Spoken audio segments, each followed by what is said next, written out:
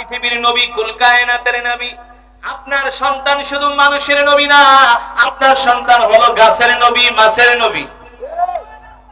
আর আস্তে করে বলতে পারেন, হুজুর নবী আবার গাছের নবী কিভাবে হয়? প্রশ্ন আসে কি আসে না? হুজুর নবী আবার গাছের নবী কিভাবে হয়? আল্লাহ রাসূল সাল্লাল্লাহু তাআলা আলাইহি ওয়াসাল্লাম যখন মসজিদে নববীতে কোরআনের দাওয়াত দিতেন, কোরআনের কথা বলতেন, দিন দিন দূর দূরান্ত থেকে কাফেররা এসে কালেমা পড়ে মুসলমান হতে লাগলো। সুবহানাল্লাহ। আল্লাহ রাসূল মসজিদে নববীর বারান্দায় একটা খেজুর গাছ ছিলেন। কি ছিলেন? খেজুর গাছ ছিলেন, এমন চেয়ার ছিলেন না। আল্লাহর নবী খেজুর গাছের সাথে হেলান দিয়া কোরআনের কথা বলতেন। কিন্তু দিন দিন মুসলমানের সংখ্যা বেড়ে যাওয়ার কারণে দূর থেকে আল্লাহ রাসূলের চেহারা মোবারক দেখা যায় না। আর সাহাবীরা আল্লাহ রাসূলের চেহারা দেখবে না, এটা হতে পারে না। তাদের কলিজা ঠান্ডা হয় না, ঠিক না? সাহাবীরা এসে প্রস্তাব দিল, গো আল্লাহর রাসূল, দিন দিন আমাদের সংখ্যা বেড়ে যাচ্ছে, আপনি খেজুর গাছের নিচে হেলান দিয়ে বসেন, দূর থেকে আপনাকে দেখা যায় না। আমরা সিদ্ধান্ত নিয়েছি আপনার জন্য আমরা একটা উঁচু জায়গায় একটা মেম্বার বানাবো। সুবহানাল্লাহ। কি বানাবো? উঁচু একটা মেম্বার বানাবো। আপনি উঁচু জায়গায় উঠে কোরআনের কথা বলবেন, আমরা প্রাণ খুলে শুনবো, আপনার চেহারা দেখবো। আল্লাহু আকবার। আমাদের কলিজা ঠান্ডা হবে। আল্লাহ রাসূল অনুমতি দিলেন, ঠিক আছে, যাও তোমরা মেম্বার বানাও। আল্লাহ রাসূলের জন্য মেম্বার বানানো হলো। মসজিদে নববীতে মেম্বার স্থাপন করা হলো। আল্লাহ নবী সেই মেম্বারের উপরে বসে কোরআনের কথা বলতেছেন। আল্লাহ রাসূল বয়ান করতে করতে এক পর্যায়ে মসজিদের বাহির থেকে ছোট্ট শিশু বাচ্চার মতো ঢুকরে ঢুকরে কান্নার আওয়াজ আসতেছে। বুঝছেন তো? ছোট্ট শিশু বাচ্চার মতো ঢুকরে ঢুকরে কান্নার আওয়াজ আসতেছে, অথচ আশেপাশে কোনো ছেলে সন্তান নাই। কে কাঁদে? কে কাঁদে? আল্লাহ রাসূল তার সাহাবী আব্দুল্লাহ ইবনে মাসউদকে বললেন, আব্দুল্লাহ ইবনে মাসউদ, যাও দেখো তো কোন বাচ্চা কান্না করতেছে। আব্দুল্লাহ ইবনে মাসউদ মসজিদের বারান্দায় ঘুরে, কান্নার আওয়াজ পায় না। কান্নার আওয়াজ পাবে কিভাবে? এই কান্না তো আর সাহাবীর জন্য করে না, কান্না করে নবীর জন্য। ঠিক কিনা বলেন? আব্দুল্লাহ ইবনে মাসউদ বলে, আল্লাহ রাসূল, আমি তো কান্নার আওয়াজ পাই না। আল্লাহ নবী বলে, আমি তো পাইতেছি। নবীজি নিজেই কেমন দয়ার নবী ছিলেন, ভালোবাসার নবী ছিলেন। আল্লাহু আকবার। যার কোনো অহংকার নাই, না? আল্লাহু আকবার। যার রাতও যেমন দিনও তেমন। সুবহানাল্লাহ।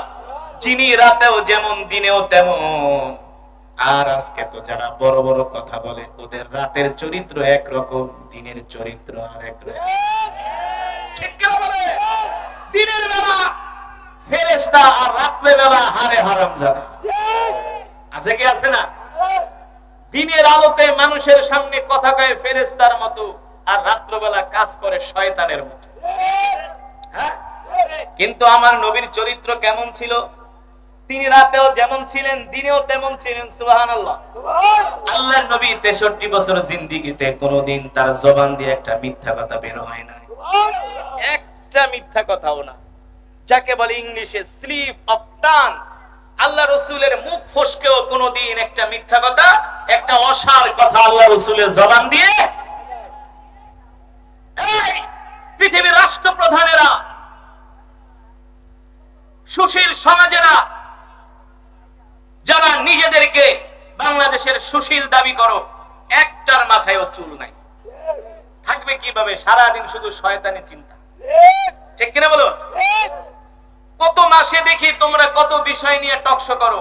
এই রবিউল আউয়াল মাসে তোমাদের উচিত ছিল প্রত্যেকটা টেলিভিশন চ্যানেলে এক মাস ব্যাপী আল্লাহ রাসূলের জীবনী নিয়ে আলোচনা করা, তার সিরাত নিয়ে আলোচনা করা।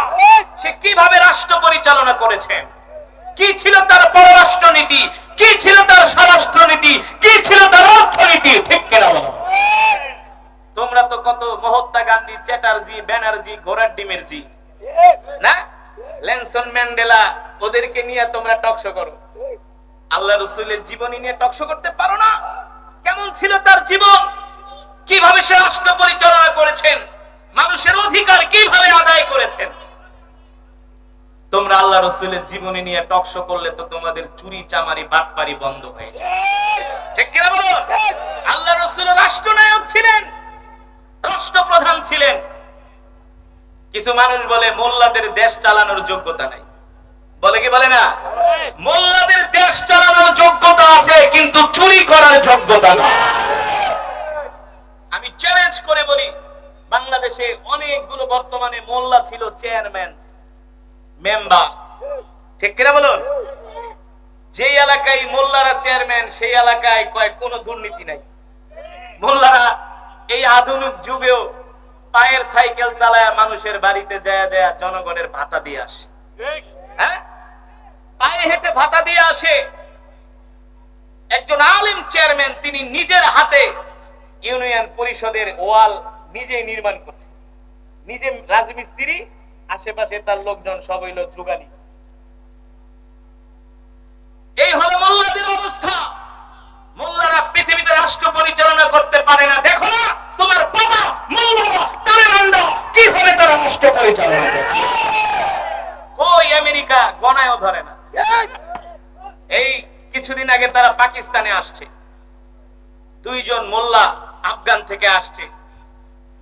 পাকিস্তানের জাতীয় সঙ্গীত বাজতেছে, সেটার ভিতরে বাজনা দেওয়া, কি দেওয়া, সবাই দাঁড়ায়া বাজনার তালে তালে জাতীয় সঙ্গীত গায়, আর মোল্লা দুইজন বসে আছে। কি এর গোড়ার ডিম?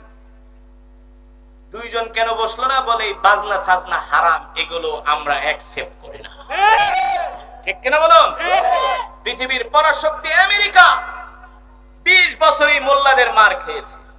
পৃথিবীর পরাশক্তি রাশিয়া, সোভিয়েত ইউনিয়ন 15 বছর এই মোল্লাদের সাথে যুদ্ধ করছে, কিন্তু পারে নাই। ঠিক কিনা বলুন? হ্যাঁ, এখন সেই রাশিয়া যায় মোল্লাদের সাথে আঘাত করতে চায় না। চীন বুঝছে যে মোল্লারা আসলে কি জিনিস। ঠিক কিনা বলুন? হ্যাঁ, মোল্লারাও যদি বাংলাদেশের এই আন্দোলনে যোগ না দিত, তাহলে আন্দোলন সফল হতো না। এই আন্দোলনের সূচনাই করেছিল মোল্লারা 2013 সনে। ঠিক কিনা বলুন? মোল্লা কারা? এই আন্দোলনের বীজ বপন করেছিল মোল্লারা। আমরা চাই আল্লাহর জমিনে আল্লাহর দ্বীন কায়েম হোক, কোন মানুষ মানুষের উপর যাতে জুলুম না করে, অত্যাচার না করুক, রক্ষক যাতে ভক্ষক না হয়। কথা বলেন? কে বলতে পারবে মোল্লাদের 2 পয়সার দুর্নীতি? হ্যাঁ, কেউ বলতে পারবে না। সারা পৃথিবীতে আফগানের মোল্লাদেরকে কোণঠাসা করে রাখার ষড়যন্ত্র হয়েছে। আল্লাহ তাআলার কি কৌশল! তোমরা মোল্লাদেরকে কোণঠাসা করতে যায়, এখন তোমরাই কোণঠাসা হয়ে গেছে। মোল্লারা দিন দিন তাদের অর্থনীতি আরো আগের চেয়ে সমৃদ্ধ হচ্ছে, তাদের অর্থ ভান্ডার সমৃদ্ধ হচ্ছে, তাদের মুদ্রার মান বেড়ে যাচ্ছে, মূল্যস্ফীতি কমে যাচ্ছে। এবারের হজে আমি হারাম থেকে বের হয়েছি, হোটেলে আসব, একজন আফগান তালেবান দৌড়ে আসছে, আইসা আমাকে সালাম দিয়া বলে আইনাল বিলাল। আমি বলি আনা বাংলাদেশি। আমার দিকে তাকায় বলে আনতা কারি। আমি বলি না। তুমি কিভাবে চিনো? মোবাইলটা বের করে আমার একটা তেলাওয়াত দেখেছে, এই যে দেখো, এটা কি তুমি? আমি বলি হ্যাঁ। আইনাল বিলাল। বলে আনা আফগানি। আফগানিস্তান আমার বাড়ি। কোথায়? কয় হেলমান্দ। হেলমান্দ প্রদেশে তার বাড়ি। যেমন ইংলিশ তেমন আরবি। একেবারে হারাম থেকে আজিজিয়া পর্যন্ত প্রায় 3 কিলোমিটার রাস্তা, কথা বলতে বলতে চলে গেছি, চোখের পলকে 3 কিলোমিটার রাস্তা পার হয়ে গেছে।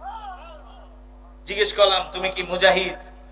বলে মুজাহিদ মানি আমি আমেরিকার বিরুদ্ধে 20 বছর যুদ্ধ করছি, আমার বাবা যুদ্ধে শহীদ হয়েছে, আল্লাহর কসম করে বলি।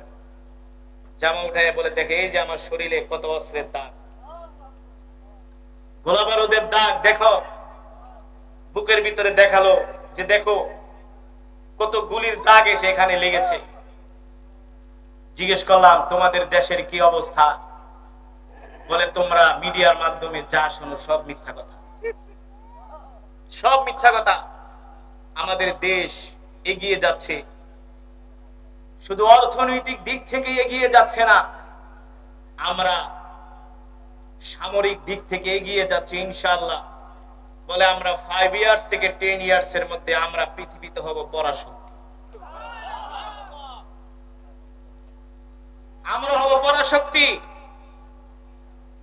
বলে পৃথিবীতে আজকে আমাদেরকে যেভাবে ফোকাস করা হচ্ছে আমরা সন্ত্রাসী, আমরা না খায়া মরি, আমাদের কিছু নাই, এগুলো সব মিথ্যা কথা। বলে শোনো, যেই দিন থেকে আমরা ক্ষমতা গ্রহণ করেছি, আল্লাহর কোরআন বলেছে যদি কোরআনের রাজ কায়েম হয়ে যায়, আল্লাহ তাআলা মাটির নিচ থেকে বরকত বের করে দেন, আসমান থেকে আল্লাহ তাআলা সাকিনা নাজিল করে। বলে আগে আমাদের আনার গাছে, যেই গাছে আনার হতো 5 কেজি, এখন হয় 20 কেজি। আল্লাহ তাআলা মাটির নিচ থেকে বরকত বের করে দিচ্ছেন। সুবহানাল্লাহ বলেন। বন্ধুরা আমার, যুবক, আমরা তো সেই বিশ্বনবীর শিষ্য। আমরা তো পৃথিবীতে শুধু আরাম-আয়েশী বিলাসী জিন্দেগি যাপন করতে আসি নয়। আল্লাহ তাআলা আমাদেরকে এই দুনিয়াতে দায়িত্ব দিয়ে পাঠিয়েছেন আল্লাহর জমিনে আল্লাহর দ্বীন কায়েম করার জন্য, কোরআনের রাজ কায়েম করার জন্য। ঠিক কিনা বলুন? আমরা সেই বিশ্বনবীর শিষ্য।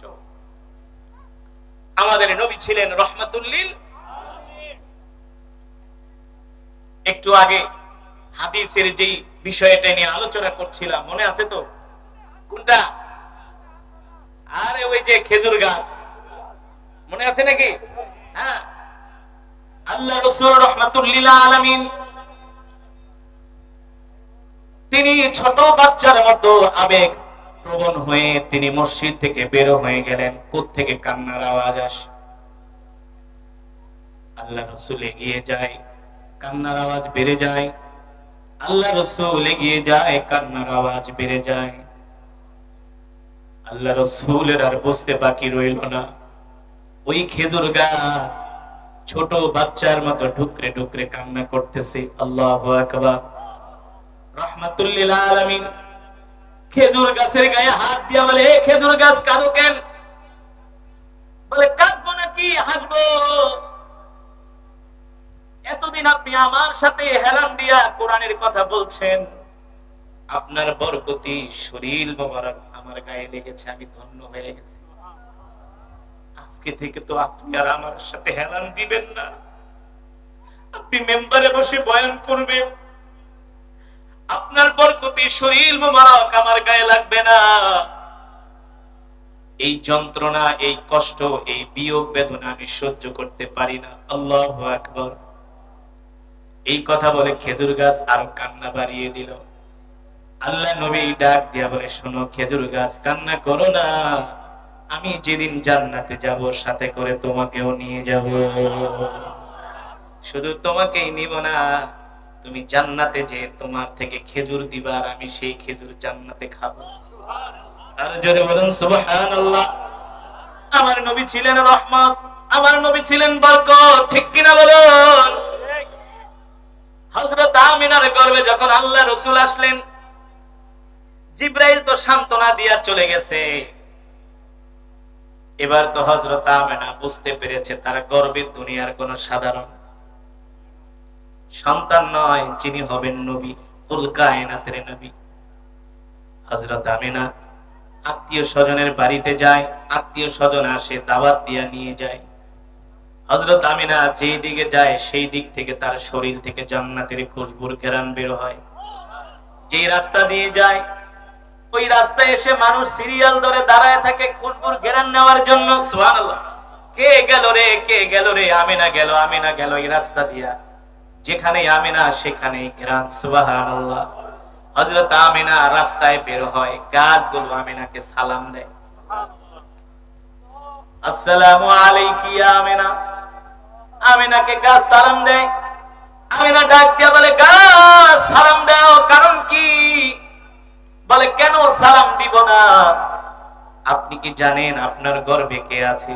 আপনার গর্ভে শুধু মানুষের নবী না, তিনি আমাদের নবী। আপনি হলেন সেই নবীর সম্মানিতা মা। আপনাকে সালাম দিব না তো দিব কাকে? আর জোরে বলেন সুবহানাল্লাহ। আল্লাহ রাসূলের সম্মানে শুধু গাছ সালাম দেয় না, পাথর পর্যন্ত সালাম দেয়। আল্লাহু আকবার। হযরত আমিনা যেদিকে যায় সেদিকে ঘ্রাণ আর ঘ্রাণ। এ গাছ বলে নবীর মা আসতেছে, পাথর বলে নবীর মা আসতেছে। আল্লাহু আকবার। এবার মক্কার কিছু দুষ্ট মহিলারা আমিনার বিরুদ্ধে লেগে গেল। আমিনা যেখানেই যায় সেখানেই ঘেরান। আমিনা এত দামি দামি খুশবু কোথায় পায়? আমিনার তো স্বামী নাই। আছে না কিছু দুষ্ট মহিলা? দুষ্ট মহিলারা আব্দুল মুত্তালিবের স্ত্রীর কাছে যায় বিচার দেয়, তোমার ছেলের বউ বিধবা, কিন্তু দামি দামি খুশবু কোথায় পায়? ছেলে তো মারা গেছে, এত দামি দামি খুশবু কোথায় পায়? দুষ্ট মহিলারা আব্দুল মুত্তালিবের স্ত্রীর কাছে বিচার দেয়। আব্দুল মুত্তালিবের স্ত্রী আমিনাকে কিভাবে জিজ্ঞেস করে, সন্তান তো মারা গেছে, ছেলের বউ বিধবা হয়ে গেছে, সম্ভ্রান্ত পরিবারের কন্যা হলো আমিনা। জাতের মেয়েদেরকে ধমক দেওয়া লাগে না, চোখ রাঙ্গানিতে, চোখের কথায়, চোখের ইশারায় তারা বুঝে যায়, ঠিক কিনা বলুন? এই কারণে নদীর পানি গোলাও ভালো, জাতের মেয়ে। এ যুবক, বিয়ে তো করবা, জাতের মেয়ে দেখে বিয়ে করো, যাকে তাকে দেখে বিয়ে করো না, পস্তাইতে হবে, ঠিক কিনা বলুন?